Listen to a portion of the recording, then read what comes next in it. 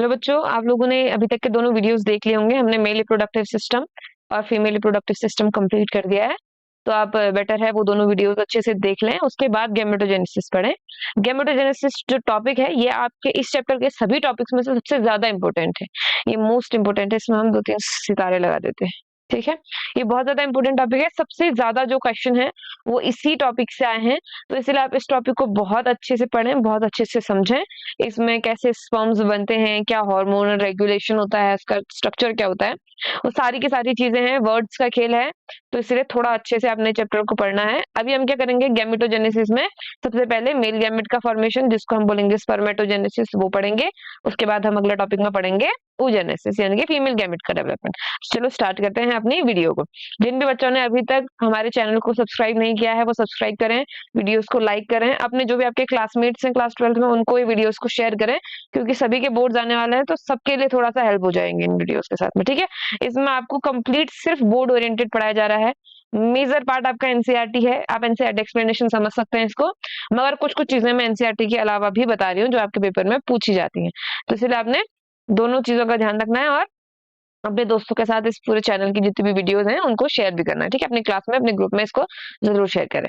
तो स्टार्ट करते हैं हमारा गैमेटोजेनेसिस, और गैमेटोजेनेसिस में हम सबसे पहले पढ़ेंगे स्पर्मेटोजेनेसिस। ठीक है, देखिए, the primary sex organ, the testis in males and ovaries in females produce gametes. जो प्राइमरी सेक्स ऑर्गन है, हम लोगों ने प्राइमरी रिप्रोडक्टिव ऑर्गन पढ़े थे।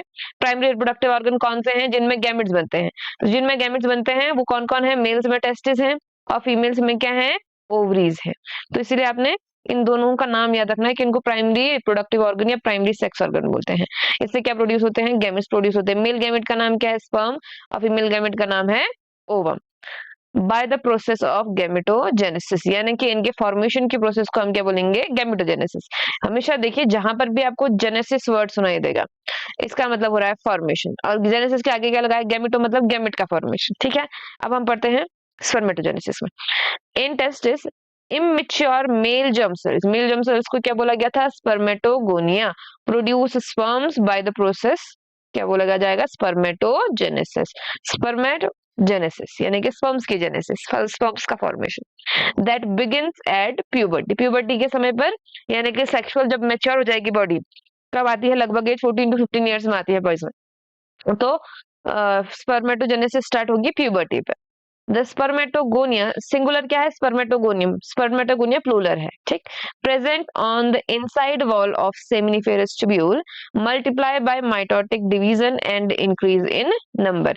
यानी कि ये अगर हम मान लें कि क्या है, सेमिनिफेरस ट्यूब्यूल है, इसको हम ट्यूब्यूल मानते हैं, तो ट्यूब्यूल के अंदर की साइड में इस तरीके से सेल्स प्रेजेंट है।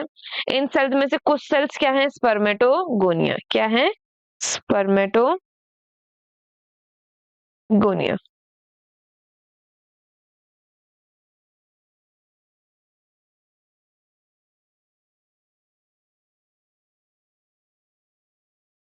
स्पर्मेटोगोनिया, इन स्पर्मेटोगोनिया की सेल्स में होगा डिवीजन, डिवीजन होके क्या बनेंगे, नई सेल्स बनेंगे। अब ये डिवीजन कौन सा है, ये डिवीजन है माइटोसिस। थोड़ा अगर माइटोसिस याद हो आप लोगों को, तो माइटोसिस में क्या होता है, कोई एक सेल होती है, अगर वो डिप्लॉयड होगी तो माइटोसिस में इस एक सेल से कितनी सेल्स बनेंगी, 2 सेल्स बनेंगी, और दोनों ही कैसी होंगी, डिप्लॉयड होंगी। यहाँ पर क्रोमोसोम का नंबर कम नहीं होता, इसीलिए हम इसको सिंपली इक्वेशनल डिवीजन भी बोलते हैं। इक्वेशनल मतलब नंबर ऑफ क्रोमोसोम इक्वल रहता है। तो ये स्पर्मेटोगोनिया है, एस जी लिख देते हैं उसको, स्पर्मेटोगोनिया। तो स्पर्मेटोगोनिया की सेल में माइटोसिस डिवीजन हुआ, माइटोसिस डिवीजन होकर के जो नई सेल बनी ये भी स्पर्मेटोगोनिया है। तो इसमें क्या हो रहा है, स्पर्मेटोगोनिया अपना नंबर इंक्रीज कर रहा है, वरना spermatogonia at the time of birth तो लिमिटेड होंगे ना, लेकिन जो स्पर्म्स होते हैं वो तो अनलिमिटेड नंबर में प्रोड्यूस होते हैं। तो अगर एक सेल से 4 ही स्पर्म बनेंगे तो फिर तो बहुत जल्दी सारी की सारी सेल्स खत्म हो जाएगी। तो इसमें क्या होता है, पहले जो स्पर्मेटोगोनिया है ये डिवाइड करेगा 2 में, ठीक है, फिर और डिवाइड करेगा। ये सब माइटोसिस चल रही है, माइटोसिस मतलब इक्वेशनल डिवीजन। ये जितनी भी सेल्स बनी है ये सारी सेल्स को स्पर्मेटोगोनिया ही बोला जाएगा। ठीक है, सब स्पर्मेटोगोनिया है, सब इसी मदर सेल के, इस जर्म सेल के जैसी ही है, सब सेल वैसी सेम टू सेम है। तो ये सारी की सारी स्पर्मेटोगोनिया बनी, इनमें और डिवीजन होता जाएगा। इन जो डिवीजन वाली सेल्स हैं, इसमें से किसी एक सेल को बोला जाएगा कि भैया बाकियों को ऐसा ही रहने दो, तुम क्या करो, स्पर्म का डेवलपमेंट करो। तो इसको हम क्या बोलेंगे, स्पर्म मदर सेल बोलेंगे, ठीक है। और इससे क्या होगा, डेवलपमेंट ऑफ स्पर्म किया जाएगा, ठीक है। इसे जो स्पर्म मदर सेल बोला जाता है, इसको साइंस की लैंग्वेज में हम क्या बोलते हैं, इसको हम बोलते हैं स्पर्मेटोसाइट। तो इन सारी स्पर्मेटोगोनिया में से, जितनी भी स्पर्मेटोगोनिया है, इन सभी में से कुछ सेल्स स्पर्म्स का डेवलपमेंट करेंगी, और उन सेल्स को हम क्या बोलेंगे, स्पर्मेटोसाइट्स बोलेंगे, ठीक है। सारी की सारी स्पर्मेटोगोनिया स्पर्मेटोसाइट्स बनेंगी कभी ना कभी, लेकिन कुछ ऐसी होंगी जो अपना नंबर इंक्रीज करते ही रहेंगे ताकि अनलिमिटेड टाइम पीरियड तक। कल हमने मेल और फीमेल रिप्रोडक्टिव सिस्टम में एक डिफरेंस पढ़ा था ना, और डिफरेंस क्या था कि मेल्स में गैमेट्स लाइफ टाइम बनते हैं प्यूबर्टी के बाद, फीमेल्स में लिमिटेड टाइम पे बनता है। ऐसा क्यों होता है, क्योंकि मेल्स में जो स्पर्मेटोगोनिया है, ये स्पर्मेटोगोनिया का नंबर इंक्रीज होता ही रहता है, स्पर्मेटोगोनिया कभी खत्म नहीं होते, क्योंकि एक स्पर्मेटोगोनिया है, ये डिवाइड करके दो बनेगा, दो में से एक ने तो स्पर्मेटोसाइट बन जाना है, दूसरे ने स्पर्मेटोगोनिया रहना है, स्पर्मेटोगोनिया का नंबर तो कभी कम ही नहीं होगा ना। तो इसीलिए ये कभी भी क्या होते हैं, ये कभी भी खत्म नहीं होते हैं। इसलिए क्या कर पाते हैं हम स्पर्म डेवलपमेंट जो होता है मेल्स के अंदर, वो अनलिमिटेड टाइम पर तक हो पाता है, क्योंकि स्पर्मेटोगोनिया क्या है, अनलिमिटेड टाइम तक बनते ही जा रहे हैं, ये कभी भी खत्म नहीं हो रहे, ठीक है। ओके,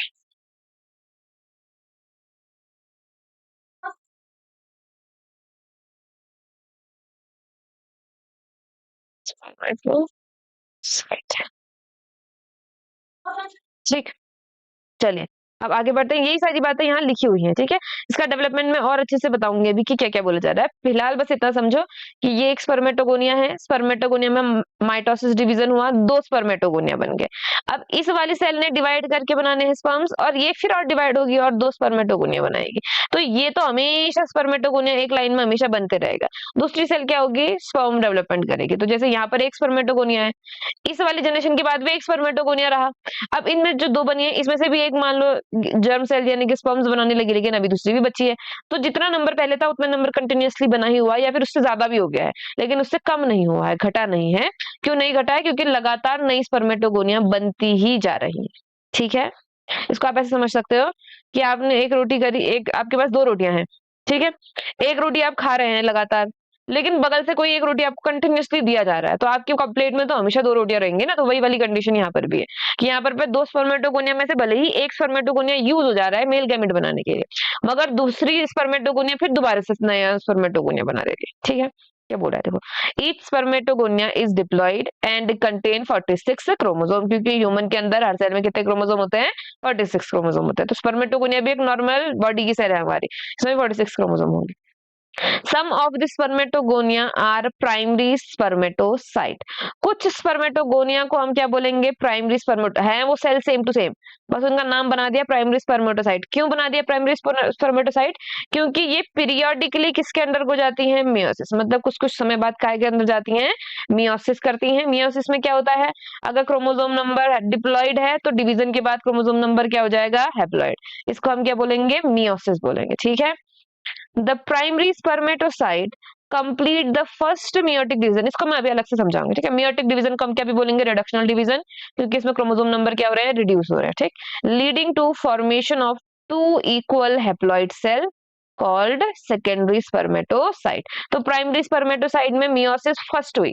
मियोसिस में दो स्टेज होते हैं, मियोसिस 1 और मियोसिस 2। तो मियोसिस 1 हुई तो क्या बन गई, दो बन गई सेल, जिनको हम बोलेंगे सेकेंडरी स्पर्मेटोसाइट बोलेंगे, which have only 23 chromosomes each, यानी कि यहाँ पर जो क्रोमोसोम का नंबर है वो रिड्यूस होके क्या बन गया है, हैप्लॉइड। यहाँ पर जो हमारी प्राइमरी स्पर्मेटोसाइट थी वो कैसी थी, डिप्लॉइड, लेकिन मियोसिस 1 हुआ तो उससे प्रोड्यूस होने वाली सेल्स कैसी बची हैं, हैप्लॉइड बची हैं। The secondary spermatocyte undergo the second meiotic division, जो दो स्पर्मेटोसाइट बने हैं दोनों में ही में सेकंड मियोटिक डिवीजन होगा। जैसे मान लीजिए ये हमारी प्राइमरी स्पर्मेटोसाइट है, कैसी है, डिप्लॉइड है, डिप्लॉइड में डिवीजन हुआ और बन गई दो हमारी सेकेंडरी स्पर्मेटोसाइट, और दोनों में क्या है, नंबर ऑफ क्रोमोसोम 23 यानी कि हैप्लॉइड हो गई हैं। अब इनमें फिर से डिवीजन होगा, यहाँ पर हुआ है मियोसिस फर्स्ट, अब होने वाला है मियोसिस सेकंड। अब मियोसिस सेकंड के बाद 4 सेल्स बनेंगी, चारों एक जैसी होंगी और इन चारों में क्रोमोसोम का नंबर क्या होगा, हैप्लॉइड होगा, यानी कि चारों ही में नंबर ऑफ क्रोमोसोम क्या होंगे, 23 होंगे। अब ये जो सेल्स बनी है, इन सेल्स का नाम है स्पर्मेटिड्स। स्पर्मेटिस, ठीक है। अब पढ़ते हैं, देखिए। Secondary spermatocyte undergo second meiotic division to produce 4 equal, चारों बराबर हैप्लॉइड स्पर्मेटिड्स। ये जो सेल्स है इनका नाम क्या है, स्पर्मेटिड्स है। What would be the number of chromosome in the spermatid, क्या होगा बताओ। यहाँ पर n है तो यहाँ पर भी n, यानी कि यहाँ पर 23 है तो स्पर्मेटिड्स में भी 23 होंगे, ठीक। The spermatids are transformed into spermatozoa और स्पर्म। जो स्पर्मेटिड्स हैं, अभी तक ये स्पर्मेटिड्स स्पर्म में यानी कि मेल गैमेट में ट्रांसफॉर्म नहीं हुई है। इतनी जो प्रोसेस है यहाँ से लेकर के यहाँ तक की प्रोसेस, ये है हमारी स्पर्मेटोजेनेसिस का स्टेप नंबर 1 या फेज नंबर 1। फेज नंबर 1 2 में क्या होता है, ये जो स्पर्मेटिड्स होती हैं ये कन्वर्ट होती हैं स्पर्म्स में, और स्पर्म्स को हम कॉमनली क्या बोलते हैं, स्पर्मेटोजोआ बोलते हैं। ऐसे ही हमारे पास में 4 क्या बनेंगी, स्पर्म्स बनेंगी, इनको हम क्या बोलेंगे, स्पर्मेटोजोआ बोलेंगे।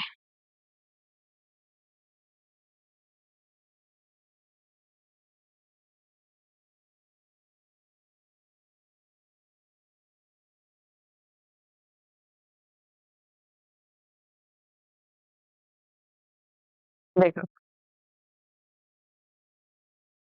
1 2 3 और 4, चारों के चारों स्पर्मेटिड से क्या बन गए, स्पर्मेटोजोआ यानी कि स्पर्म्स बन गए।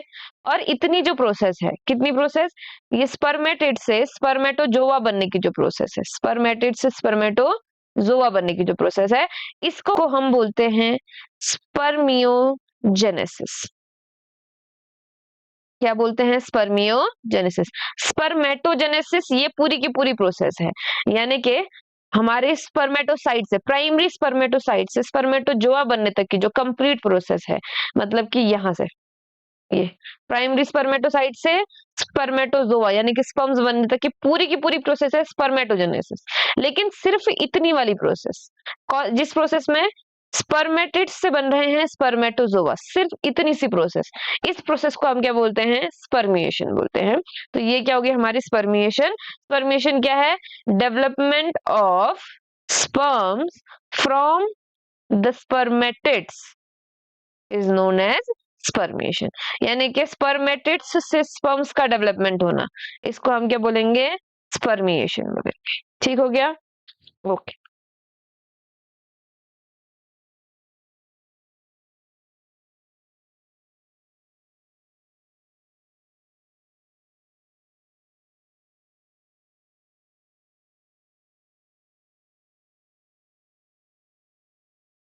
ये कुछ एडिशनल डायग्राम्स आपके लिए मैंने बनाए हुए हैं ताकि ये टॉपिक को आप थोड़ा अच्छे से समझ सकें। इन जो हमारे नोट्स वाले डायग्राम है इनको थोड़ा यहाँ कर देते हैं, ठीक है।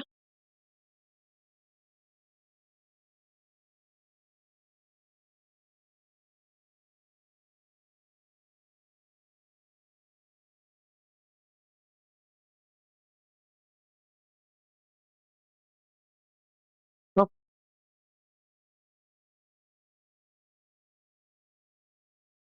देखते हैं, चलो। The spermatids are transformed into spermatozoa or germ cells by the process called spermiogenesis.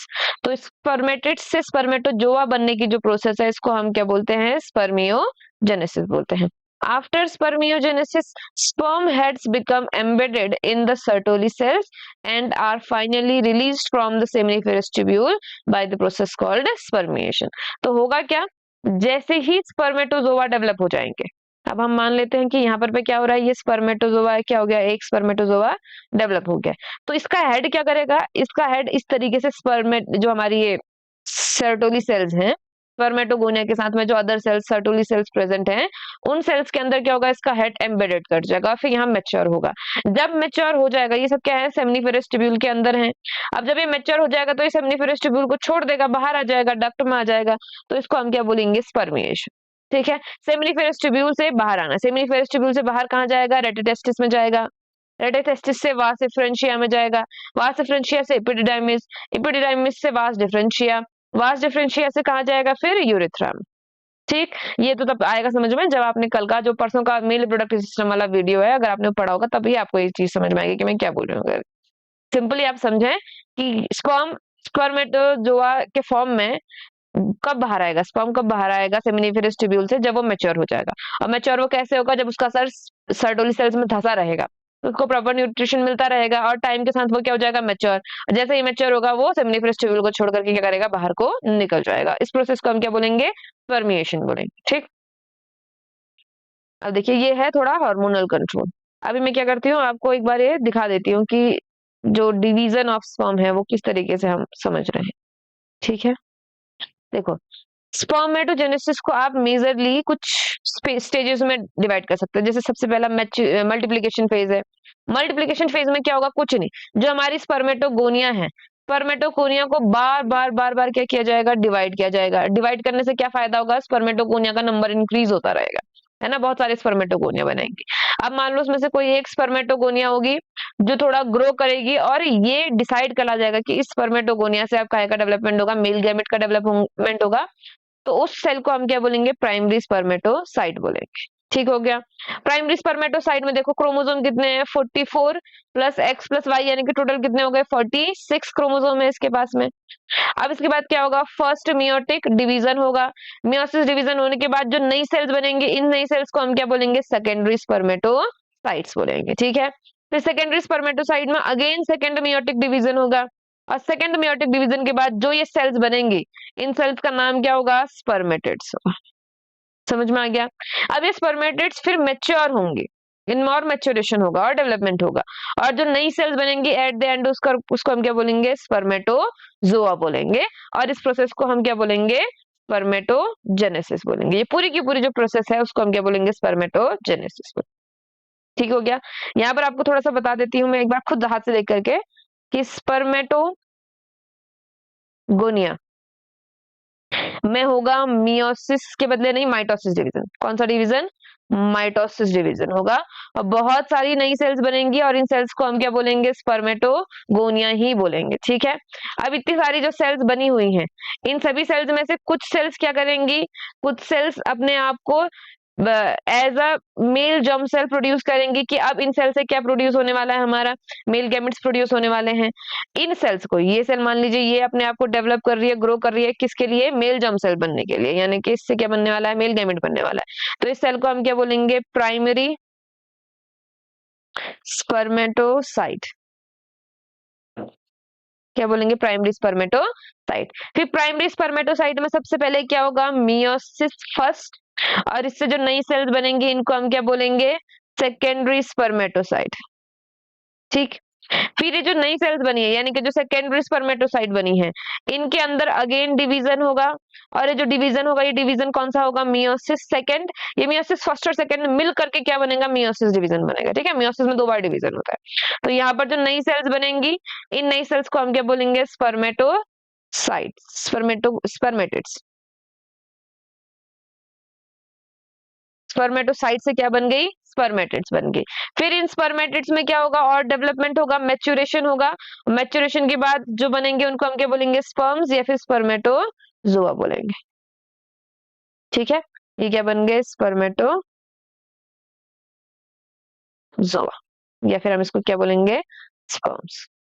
ये पूरा का पूरा हो गया हमारा डेवलपमेंट ऑफ मेल गैमेट्स। सबसे पहले स्पर्मेटोगोनिया, स्पर्मेटोगोनिया से फिर प्राइमरी स्पर्मेटोसाइट, प्राइमरी स्पर्मेटोसाइट से सेकेंडरी स्पर्मेटोसाइट, सेकेंडरी स्पर्मेटोसाइट से स्पर्मेटिड्स, और स्पर्मेटिड्स से एट द एंड में क्या बनेंगे, स्पर्मेटोगोनिया, या फिर जिसको हम सिंपली क्या बोलेंगे, स्पर्म्स बोलेंगे। ठीक है, अब यहाँ पर पे 2 बातें हैं। ये जो कंप्लीट पूरी की पूरी प्रोसेस है, इसको हम क्या बोलते हैं, स्पर्मेटोजेनेसिस। सिर्फ ये प्रोसेस जो है इतनी सी, यानी कि स्पर्मेटेड से स्पर्मेटोजोआ बनने की, इसको हम क्या बोलते हैं, स्पर्मियोजेनेसिस।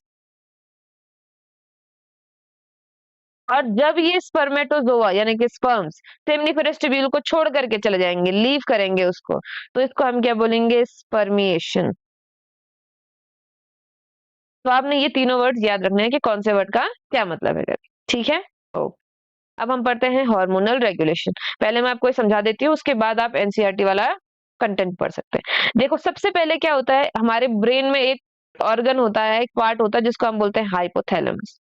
हाइपोथैलेमस से एक बहुत ही अच्छा या बहुत ही इंपॉर्टेंट हार्मोन निकलता है जिसको हम बोलते हैं जीएनआरएच। इसका फुल फॉर्म है गोनेडोट्रोपिन रिलीजिंग हार्मोन। जीएन मतलब गोनेडोट्रोपिन, आर मतलब रिलीजिंग, एच मतलब हार्मोन। तो गोनेडोट्रोपिन रिलीजिंग हार्मोन कहाँ से निकलेगा? हाइपोथैलेमस से निकलेगा। हाइपोथैलेमस से निकला हुआ ये हार्मोन किस पर एक्ट करेगा? Anterior pituitary. ये बिल्कुल, जैसे मान लो ये हमारा हाइपोथैलेमस है, तो हाइपोथैलेमस के जस्ट नीचे से करके पिट्यूटरी प्रेजेंट होता है। तो यहाँ से निकला हमारा गोनेडोट्रोपिन रिलीजिंग हार्मोन, और ये एक्ट किस पर करेगा? एंटीरियर पिट्यूटरी पे एक्ट करेगा। एंटीरियर मतलब आगे की तरफ आगे। ठीक है। अभी एंटीरियर पिट्यूटरी पे एक्ट करेगा तो एंटीरियर पिट्यूटरी से दो गोनेडोट्रोपिन निकलेंगे। गोनेडोट्रोपिन बोल रही हूँ मैं, गोनेडोट्रोपिन रिलीजिंग हार्मोन है। गोनेडोट्रोपिन निकलेंगे जिनका नाम है एलएच और एफएसएच।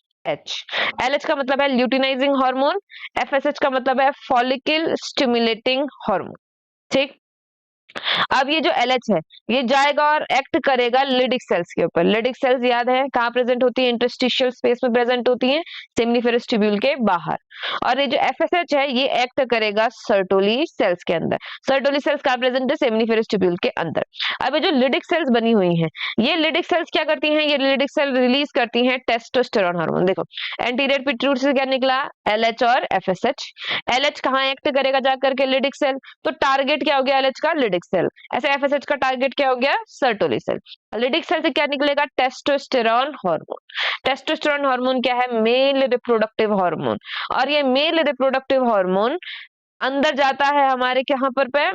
स्पर्मेट सेमिनिफेरस ट्यूब्यूल के अंदर। और सेमिनिफेरस ट्यूब्यूल के अंदर जाकर के ये स्पर्मेटोजेनेसिस को क्या करता है? इंड्यूस करता है। तो ये जो टेस्टोस्टेरोन है, इसका काम क्या है? इसका काम है स्पर्मेटोजेनेसिस। स्पर्मेटोजेनेसिस को इंड्यूस करना किसका काम है? टेस्टोस्टेरोन का काम है। इसके अलावा ये जो बाकी भी सेकेंडरी कैरेक्टर्स होते हैं मेल के रिप्रोडक्शन के, उनको भी क्या करता है? ये प्रोड्यूस करता है, रिप्रोडक्टिव ट्रैक्ट ऑर्गन को एक्टिव करता है। ठीक है। दूसरा हमारा क्या था? Sertoli cells. सर्टोली सेल से क्या क्या चीजें निकल रही है? देखो, एक तो निकल रही है एबीएच। ये जो टेस्टोस्टेरोन है, टेस्टोस्टेरोन कौन सा वाला है? टेस्टोस्टेरोन को क्या बोलते हैं हम? एंड्रोजन भी बोलते हैं। ठीक है। तो ये है एंड्रोजन बाइंडिंग प्रोटीन। तो एंड्रोजन के साथ चिपकता है और स्पर्मेटोजेनेसिस की प्रोसेस को और ज्यादा सपोर्ट करता है, और ज्यादा उसका रेट को बढ़ाता है। देखो क्या बोल रहा है? Rate of spermatogenesis increase. ये क्या करता है? स्पर्मेटोजेनेसिस का रेट को इंक्रीज करता है। दूसरा क्या करता है? कंसंट्रेट टेस्टोस्टेरोन इन सेमिनिफेरस ट्यूब्यूल, यानी कि टेस्टोस्टेरोन का लेवल क्या करेगा? इंक्रीज करेगा, कंसंट्रेशन उसका बढ़ाएगा। दूसरा क्या होगा? सर्टोली सेल से। सर्टोली सेल से एक तो ये हो गया, स्पर्मेटोजेनेसिस की रेट बढ़ेगी। दूसरा इससे क्या होगा? यहाँ पर लिख देते हैं हम, एक सेकेंड।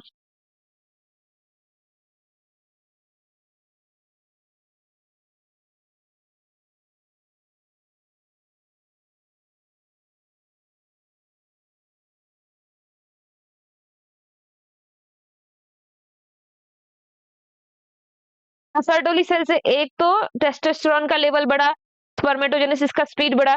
दूसरा ये क्या करता है? दूसरा ये करता है स्पर्मिएशन, स्पर्मियोजेनेसिस। स्पर्मियोजेनेसिस। स्पर्मियोजेनेसिस का मतलब क्या है? स्पर्मेटोसाइट से क्या बनेगा? ये स्पर्मेटोजोआ बनाएगा। तो लिडिक सेल से निकलने वाले टेस्टोस्टेरोन का काम है स्पर्मेटोजेनेसिस, यानी कि स्पर्म का डेवलपमेंट। और वो स्पर्मेटोजेनेसिस में जो स्पर्मेटोसाइट बनेंगे, उनसे स्पर्मेटोजोआ यानी कि मैच्योर स्पर्म्स बनाने का काम किसका है? सर्टोली सेल्स का है। अब अगर टेस्टोस्टेरोन का लेवल हाई हो गया ब्लड में, तो फिर स्पर्म का डेवलपमेंट रोकना पड़ेगा। और स्पर्म का डेवलपमेंट रोकने के लिए हम क्या करेंगे? सबसे पहले ये जो टेस्टोस्टेरोन का एक्सेस लेवल अगर होगा, तो हाइपोथैलेमस के पास जाएगा नेगेटिव फीडबैक। जैसे अगर आप खाना खाते हैं, आपका पेट बहुत ज्यादा भर जाता है, तो आप क्या बोलते हैं? रोकने को बोलते हैं ना कि आप खाना और न दें। तो ये क्या है? नेगेटिव फीडबैक है। तो सेम टू सेम यहाँ भी होता है, अगर टेस्टोस्टेरोन का लेवल जरूरत से ज्यादा हो जाता है, तो ब्रेन को बोला जाता है कि भैया रुक जाइए, आप नेगेटिव फीडबैक हम दे रहे हैं, कृपया आप अपना हार्मोन बनाना क्या करो? बंद करो। नेगेटिव फीडबैक होगा तो क्या होगा? हाइपोथैलेमस गोनेडोट्रोपिन हार्मोन बनाना बंद कर देगा। और आगे आने वाला जो भी पूरा एक्शन है, क्या हो जाएगा? स्टॉप हो जाएगा। और क्या होगा? यहाँ सर्टोली सेल्स ने भी क्या करना है? अपना हार्मोन बनाना है। अगर स्पर्मेटोजेनेसिस बहुत ज्यादा हो गई है, मतलब बहुत ज्यादा स्पर्म्स का डेवलपमेंट हो गया सेमिनिफेरस ट्यूब्यूल के अंदर, तो Sertoli cell inhibin hormone release करेगी, सर्टोली सेल से रिलीज हो रहा है, ठीक है। और ये इनहिबिन हार्मोन जाकर के हाइपोथैलेमस को भी बोलेगा कि भैया काम बंद करो, और एंटीरियर पिट्यूटरी को बोलेगा कि भैया तुम भी काम बंद करो। तो दोनों जगह दोनों ही ग्लैंड्स को रोक दिया जा रहा है कि अब तुमने कोई भी काम नहीं करना है, और ये जो प्रोसेस हो रही है स्पर्मेटोजेनेसिस की, इसको क्या कर देना हमने, स्टॉप कर देना है, ठीक है। समझ में आ गया क्या हार्मोनल रेगुलेशन है। हार्मोनल रेगुलेशन का क्वेश्चन पूछा जाता है तो उसको थोड़ा सा ध्यान से देखना है, ठीक है। तो एनसीईआरटी में क्या लिखा हुआ है उसको देखते हैं। क्या बोला है, spermatogenesis start at the age of puberty due to significant increase in the secretion of gonadotropin releasing hormone. Puberty के समय पे क्या होता है, जो जीएनआरएच है इसका सिक्रीशन बहुत ज्यादा बढ़ जाता है, तो उसकी वजह से स्पर्मेटोजेनेसिस भी क्या हो जाती है, स्टार्ट हो जाती है। If you recall is a hypothalamic hormone, जो गोनेडोट्रोपिन रिलीजिंग हार्मोन है ये कैसा hypothalamic hormone. If you recall क्यों बोल रहा है, क्योंकि क्लास 11th में चैप्टर है ना, हार्मोनल कंट्रोल वाला, तो वहां पर मैं एंडोक्राइन कंट्रोल के अंदर सारे हार्मोन्स के बारे में स्टडी करवाई गई है, तो इसलिए बोला जा रहा है। तो ये जो गोनेडोट्रोपिन रिलीजिंग हार्मोन है ये हाइपोथैलेमस से निकलता है। The increased level of GnRH act at the anterior pituitary gland, अगर जीएनआरएच का लेवल बढ़ जाएगा तो उसकी वजह से पिट्यूटरी ग्लैंड स्टिमुलेट करेगी and stimulate secretion of two gonadotropin. Gonadotropin मतलब होता है, गोनेड मतलब रिप्रोडक्टिव, ट्रोपिन मतलब हार्मोन, तो रिप्रोडक्टिव हार्मोन, रिप्रोडक्शन को इंड्यूस करने वाले हार्मोन, ठीक है। दो गोनेडोट्रोपिन निकलेंगे इससे, कौन कौन से, luteinizing hormone LH and follicle stimulating hormone FSH. LH act at Leydig cell, LH Leydig cell पे एक्ट कर रहा है और स्टिमुलेट करता है synthesis and secretion of androgen. Synthesis और सिक्रीशन कौन करता है, एंड्रोजन का, लिडिक सेल करती है। और कौन सा एंड्रोजन, टेस्टोस्टेरोन, ठीक है। अब क्या बोल रहा है, androgen in term stimulate the process of spermatogenesis. तो ये जो हमारा लिडिक सेल है, एफएसएच ने क्या किया, एलएच ने क्या किया, एलएच ने लिडिक सेल को एक्ट किया, लिडिक सेल ने एंड्रोजन बनाया और एंड्रोजन ने स्पर्मेटोजेनेसिस करवाई, ठीक हो गया। अब क्या बोल रहा है दूसरा, FSH act on Sertoli cell and stimulate secretion of some factors which help in the process of spermatogenesis. तो सर्टोली सेल कुछ फैक्टर्स बनाती है, कुछ केमिकल्स बनाती है जो किसमें मदद करते हैं, स्पर्मियोजेनेसिस में मदद करते हैं, ठीक हो गया। ये हो गया हमारा hormonal control according to NCERT, NCERT में इतना ही दिया गया। अब हम क्या पढ़ते हैं, अब हम पढ़ते हैं structure of sperm. Structure of sperm, क्या क्या चीजें होते हैं, देखो जो स्पर्म होता है वो माइक्रोस्कोपिक होता है, मतलब बहुत छोटा होता है। इसमें एक हेड होता है, एक नेक होती है, एक मिडिल पीस होता है, देखो ये पूरा पार्ट मिडिल पीस है, और एक टेल प्रेजेंट होती है। जो प्लाज्मा मेम्ब्रेन है, plasma membrane envelope the whole body of sperm, यानी कि प्लाज्मा मेम्ब्रेन ये स्पर्म की कंप्लीट बॉडी के चारों तरफ घिरी हुई है, ठीक है। Sperm head contain an elongated haploid nucleus, जो स्पर्म का हेड है इसके पास में ये न्यूक्लियस प्रेजेंट है, देखो ये न्यूक्लियस, ये पूरा का पूरा न्यूक्लियस है। ये क्या है, ये एक इलोंगेटेड न्यूक्लियस प्रेजेंट है किसके ऊपर, स्पर्म के हेड में। तो ये क्या है, nucleus containing chromosomal material, the anterior portion of which is covered by a cap like structure. और ये न्यूक्लियस का एंटीरियर पोर्शन एक कैप लाइक स्ट्रक्चर से कवर कर दिया गया है, बोल रहा है। ये देखो एक कैप लाइक स्ट्रक्चर दिख रहा है, ये वाला, ये ये कैप, इस कैप को क्या बोलते हैं हम, इस कैप को हम बोलते हैं एक्रोसोम। तो क्या बोल रहा है, cap like structure acrosome, the acrosome is filled with enzyme that help in fertilization of ovum। तो ओवम का जो फर्टिलाइजेशन होता है उसमें क्या करना पड़ता है, ओवम के बाहर जो बहुत सारी वॉल्स लगी रहती है उनको तोड़ करके अंदर जाना पड़ता है। तो उसके लिए बहुत सारे एंजाइम्स में प्रेजेंट होते हैं जो वो वॉल तोड़ करके फर्टिलाइजेशन करने में क्या करते हैं, मदद करते हैं स्पर्म के। क्या बोला, the middle piece possess numerous mitochondria, जो मिडिल पीस होते हैं उसके पास बहुत सारे माइटोकॉन्ड्रिया होते हैं ताकि उसको एनर्जी मिल सके स्विमिंग के लिए। स्विमिंग कहाँ करना है, फीमेल रिप्रोडक्टिव ट्रैक्ट में, ठीक है। which produce energy for the movement of tail that facilitates sperm motility essential for fertility। motility मतलब मूवमेंट, तो स्पर्म के मूवमेंट को करवा सकता है ये एनर्जी, इसकी वजह से क्या हो पाएगा, फर्टिलाइजेशन हो पाएगा, ठीक है। द ह्यूमन मेल इजेकुलेट, अब ये कुछ इंफॉर्मेशन ने डाटा दिया गया है कि एक ह्यूमन मेल एक समय पर कितने स्पर्म्स को इजैकुलेट करता है, बॉडी से बाहर निकालता है, 200 to 300 स्पर्म्स को ड्यूरिंग वन कॉइटस। एक सेक्स के दौरान 200 से 300 मिलियन स्पर्म्स बॉडी से क्या निकाले जाते हैं, बाहर निकाले जाते हैं। अगर मान लो कोई इंसान बोलता है ना कि ये मेल फर्टाइल है या मेल फर्टाइल नहीं है, तो अगर किसी इंसान को फर्टिलिटी चाहिए, नॉर्मल फर्टिलिटी चाहिए, तो इतने में से 200 to 300 मिलियन में से एटलीस्ट 60% क्या होने चाहिए, नॉर्मल शेप और साइज की होनी चाहिए, और उसमें से एटलीस्ट 40% में विगरस मोटेलिटी होनी चाहिए, मतलब बहुत तेज तेज मूवमेंट करने वाले होने चाहिए। तभी क्या करेंगे ये, तभी हम बोलेंगे कि ये मेल फर्टाइल है या इनफर्टाइल है। अगर ऐसा नहीं होगा तो इनफर्टाइल बोला जाएगा उसको, ठीक है। देखो, sperm released from the seminiferous tubule are transported by necessary ducts कौन कौन से डक्ट हैं? Epididymis, vas deferens, seminal vesicle and prostate. इन जो डक्ट हैं, इन डक्ट का जो सिक्रीशन है, इन सारी चीजों का, किस किसका? Epididymis, vas deferens, seminal vesicle and prostate, ये दोनों ग्लैंड हैं और ये दोनों डक्ट हैं। इनका जो सिक्रीशन है, it is essential for maturation and motility of sperm. Sperm की मोटेलिटी और मैच्योरेशन के लिए जो सिक्रीशन है वो इंपॉर्टेंट है। The seminal plasma, seminal vesicle से निकलने वाला seminal plasma along with sperm constitute semen. इन दोनों को मिलाकर के क्या बोला जाता है? सीमेन बोला जाता है। The function of male sex accessory ducts and glands are maintained by testicular hormone. जो मेल ऑर्गन है, रिप्रोडक्टिव ऑर्गन है, और जो मेल रिप्रोडक्टिव डक्ट है, उनका जो फंक्शन है, उनका फंक्शन कौन रेगुलेट कर रहा है, कौन मेंटेन कर रहा है? टेस्टिकुलर हार्मोन, यानी कि रिप्रोडक्टिव हार्मोन में इनका जो कौन है? एंड्रोजन। ठीक हो गया। ये पूरा हो गया हमारा मेल रिप्रोडक्शन के अंदर स्पर्मेटोजेनेसिस का पार्ट। अब आएगा कौन सा? oogenesis का पार्ट। ओके,